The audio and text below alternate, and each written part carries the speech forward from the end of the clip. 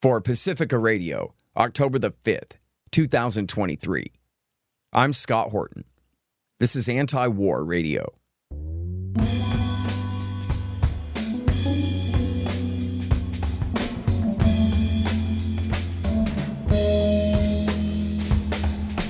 All right, y'all, welcome to the show. It is Antiwar Radio. I'm your host, Scott Horton.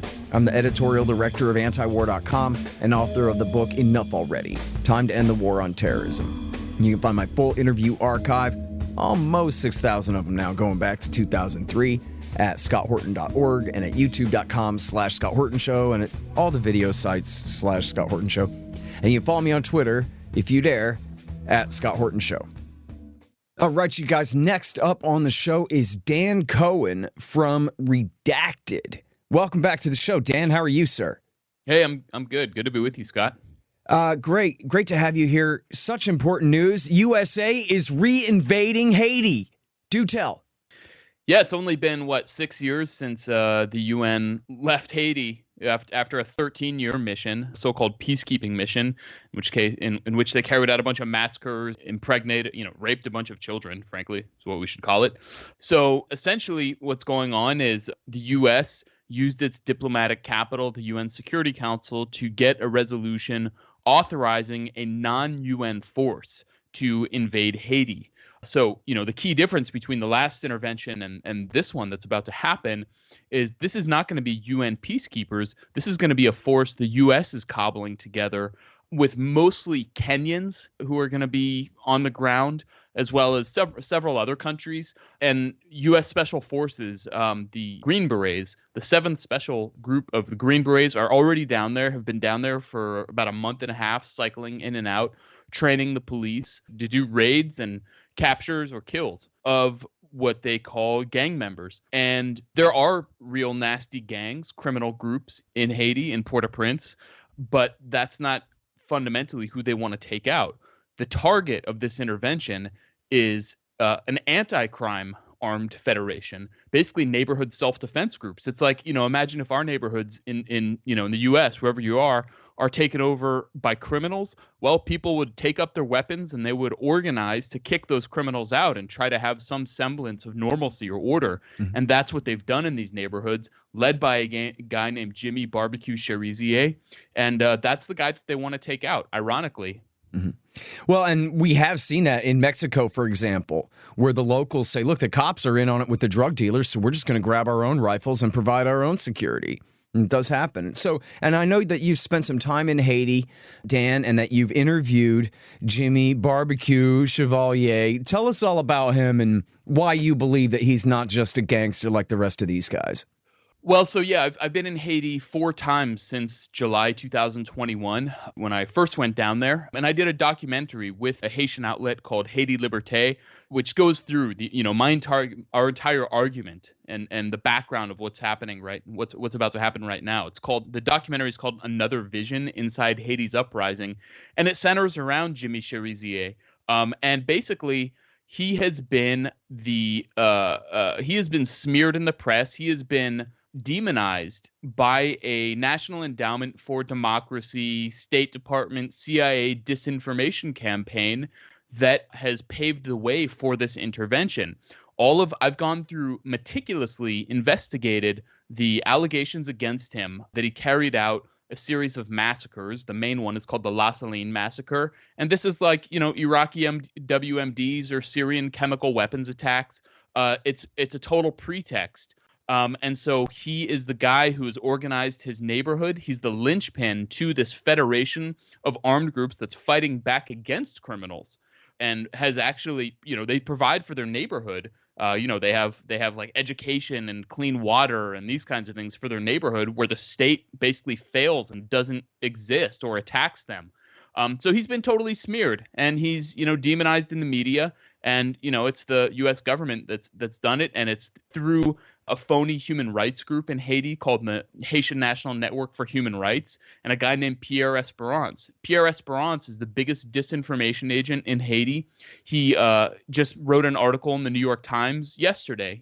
So he's the U.S.'s man. He's the U.S. Embassy's man in Haiti, and they're coming to kill not only Jimmy Cherizier, but they're going to kill a lot of innocent people too. All right, it's Dan Cohen from Redacted here on Antiwar Radio, and I'd like you to go back to from the time that you spent with this guy, Jimmy Barbecue Chevalier. What has convinced you of his innocence? Like, for example, if you can focus on those massacres that you mentioned that he's been accused of. You have my ears, Dan. I've seen the United States accuse every enemy that they've attacked since Panama in '89, at least, of all kinds of things that were not true in order to justify their violence. There are no exceptions. So I'm willing to give this guy the benefit of the doubt and presume his innocence. But could you explain what it was that you found out and how you're so certain? Yeah, so there are a series of massacres that he was alleged to have participated in. The first one was basically when he's actually a former cop. He was a high-level, ironically, an anti-gang cop. He would be sent on these missions to confront, arrest, whatever, take out real bad guys, bad criminals who would kill and rape and rob and that kind of thing. And he was sent on a mission abruptly, and it went bad. Because they were not properly briefed, they didn't know what was going on, turned into a firefight between him and his men and these gang members. Some of his fellow policemen were killed. The next day, and this is all in the documentary, the next day the police congratulated him on his efforts and thanked him and honored him. And then 2 weeks later, the human rights groups get involved that are funded by the U.S. and declare that Jimmy Cherizier carried out a massacre. Now, they never presented a shred of evidence. They just said, well, there were dead people. Well, there were dead people, but that doesn't mean they weren't gang members that they had killed. That doesn't mean there weren't innocent people caught up in an operation that went awry. So that's the first one. And that basically pushed him out of the police and made him say, well, this system is insane. This is a corrupt system. It has to go. So he started to speak out. And then in late 2018 is what we have, what is known as the La Saline massacre. And that was, according to these phony human rights groups, these NED-funded disinformation operations disguised as human rights groups, Jimmy Cherizier and the government planned and carried out a massacre in this slum of La Saline. Now, if you look at, there's like 7 different reports, and I go through all of them in the documentary. They're all contradictory. They all make claims that don't make sense with each other, and they don't present any actual evidence. There's no evidence.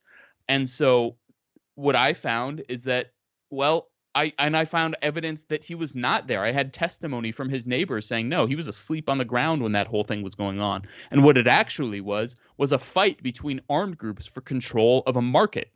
And that stuff happens frequently in a place like Port-au-Prince, where there is extreme poverty and basically strongmen emerge. So that one I found no evidence for, was totally manufactured. And actually, the guy, Pierre Esperance, the head of this human rights group, he played a key role in the 2004 coup against Aristide that the U.S. was behind. So he's playing essentially the same role. He manufactured 2004 the so-called La Syrie massacre, which the UN Special Rapporteur denounced. It basically said was not that at all. So he lied about that, and now he's lying about these other massacres in order to pave the way. And so, I'm not going to say that Jimmy Cherizier is an angel. What I do say is that he's not guilty of the crimes that he is accused of, and that he is actually trying to change the situation in his country. And he's in a tight spot. He's in a bad spot. I mean, the U.S. is straight up gunning for him. They want to, capture or kill. Yeah. Tell us, what are his sins other than these fake massacres? On the real level, what is it that America hates about this guy? Is he a communist, or he's just hell-bent on going after certain of their interests, or what is it? He's not a communist, actually.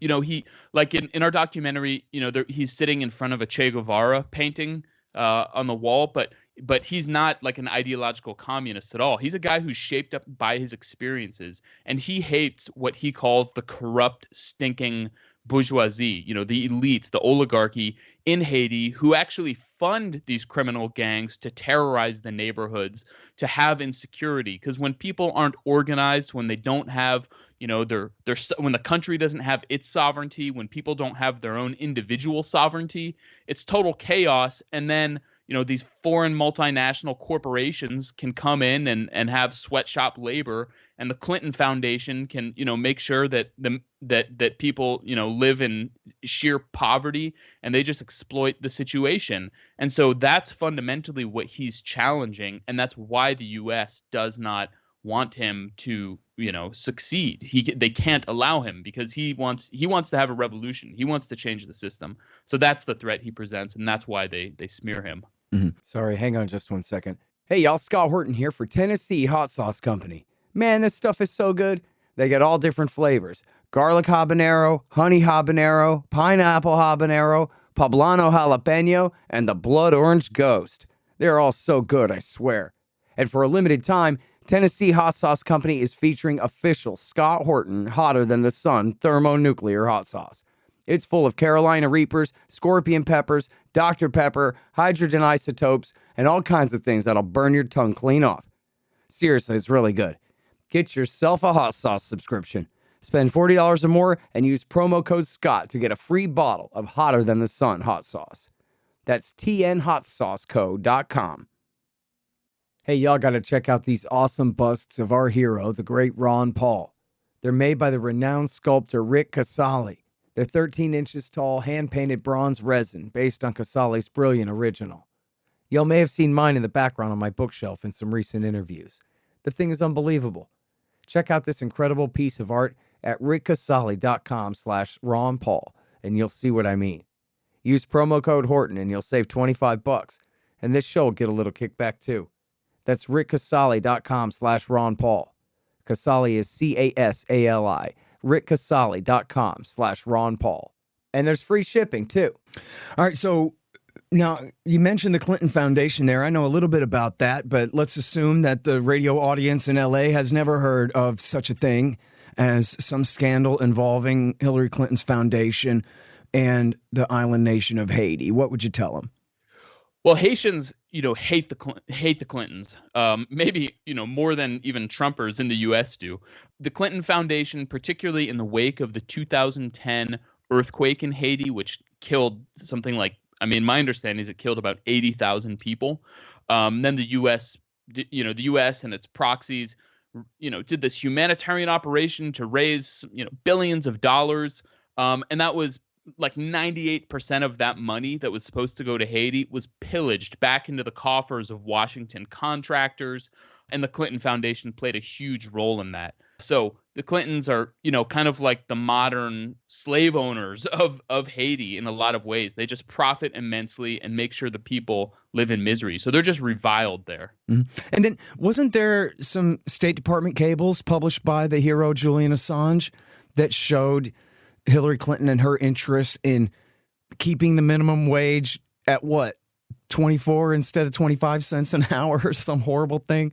Yeah, exactly. I think it was like $2 an hour, or sorry, a day, something like $3 a day instead of $5 a day. The Clinton State Department directly intervened to make sure people couldn't, earn enough to live. And there was some factory that they had built that was like, oh, look, we're helping the people by building them this textile factory. But then it was just some miserable sweatshop, pseudo-slave labor, as you were saying there, right? Yeah, and if you can see people coming in and out of those sweatshops every day if you go down to Port-au-Prince, and that was the big thing that they built right after the earthquake to have economic recovery and rebuild Haiti. And there's these photos of Bill and Hillary, with these Haitians, and it's going to be great, and it's just total sweatshop labor. Yeah. Well, look, I think we can all understand how somebody in college might be convinced that, oh, the baby blue flag and the humanitarian mission and The U.S. can be a mean old right-wing imperialist, but when the UN comes to help the people, that's when peace breaks out and everything is okay, right, Dan? Ha! If only. I mean, the UN force from 2004 to 2017 was just absolutely horrific. They brought cholera, for example, which killed many Haitians. The UN so-called peacekeepers defecated in the water supply. And by many Haitians, you mean little babies and toddlers. That's who dies of cholera. Right, exactly. And that still exists to this day. There are cholera clinics down there that I've been to. They carried out massacres. They're just going into slums and just shooting all over the place, just unloading. And these are not like, these are people from all over the world. What they do is actually they get poor cops from poor countries or soldiers from poor countries who are like, hey, we'll pay you more if you go and do this in Haiti. And so they go along with it because that's the only way they can get by, they can survive. And so, I know from a source close to the Haitian National Police that the Kenya, which is going to be the country that contributes 1,000 special ops police officers, they were bribed with $50 million to send their police. So, this is just a big scam. It's just, there's nothing humanitarian about this. This is just about this is just dirty business. Mm-hmm. But the UN peacekeepers have been horrible for Haiti, but this time it's only the UN has given its blessing, so it's not even going to be under UN control. It's just the UN signed off on it. Mm-hmm. So it's going to be fundamentally a U.S. operation. The U.S. is totally in control of this. Well, I don't know what your problem is. The Kenyans have done a fantastic job in Somalia. No, I'm sorry. I don't know what I'm thinking. All right, listen, it's KPFK, Anti-War Radio. I'm talking with Dan Cohen, and man, we're so out of time here, and we buried the lead. You have a single source, but he's on camera, named, credible source, explaining the degree of the American Special Operations Command deployment to Haiti so far and what they're doing. You got a minute or two, please, to hit us with that. Yeah, well, so far, what I know is that they've been down there for 30 to 45 days, cycling in and out. I spoke to a former Air Force Special Operations Command member who, came to me and told me about this because basically those are his buddies who are down there. And he's Haitian American and he's not real thrilled with it. So that's why he came to me. And basically they're training not only the general kind of police in the Haitian National Police, but also elite squads to be able to carry these out. These operations out. And so it's not just, they're going to tell them what to do. They're going to be embedded with them. They'll be in the truck and they'll say, okay, go do this. And they'll get out and probably participate. So the U.S. and the Biden administration has really sought to make this not seem like it's a U.S. operation. They've even called it like, solidarity from a black country. It's like Pan-African solidarity, what Kenya is doing. But this is straight up a U.S. operation to go in and kill people. And, you're talking about incredibly poor, exploited people living in very, very in a densely populated area. And so when those bullets start flying, I guarantee you there are going to be a lot of innocent civilians, that suffer the consequences. So, if there's any like organized protests, this is not very popular. Nobody really wants this. So if you can get to protest, call your elected official, whatever, to push back against this. Mm-hmm. And look, you know what? Motives aside, too, people got to understand that this can't work. America and other whatever allied nations coming in with their armed force to remake Haiti in a way that now it's a workable thing, is impossible. They have, on a very basic level, a knowledge problem where they can't tell a gangster from an anti-gangster or which one they should be backing. And they can't tell their own interests from the interests of the people of Haiti, which they don't even apprehend at all, right? So I understand how appealing it can be to look at poor, desperate people and think, we just need to send the infantry in there to make everything okay. But that's not how you make everything okay. Exactly. And, think about, the problems that we have in the United States. We have all kinds of violence. We have all kinds of killings. Do we want a foreign country to send its military in to intervene and just start shooting into neighborhoods randomly? No, there's problems, but those have to be solved internally, domestically. There has to be ways to solve it. So, the idea of some foreign force coming into our country, we would all reject it, just like Haitians will. Yeah. All right, you guys, that is Dan Cohen. He is a correspondent for Redacted with Natalie and Clayton Morris. You can find that on YouTube and go and look at their recent piece.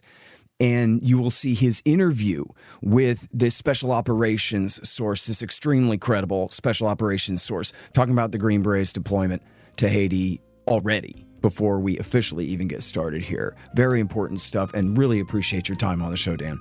Absolutely. Thank you, Scott.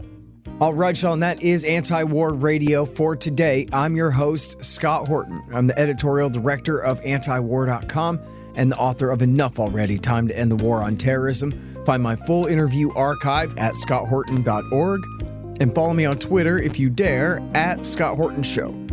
I am here every Thursday from 2:30 to 3 on KPFK 90.7 FM in LA. See you next week.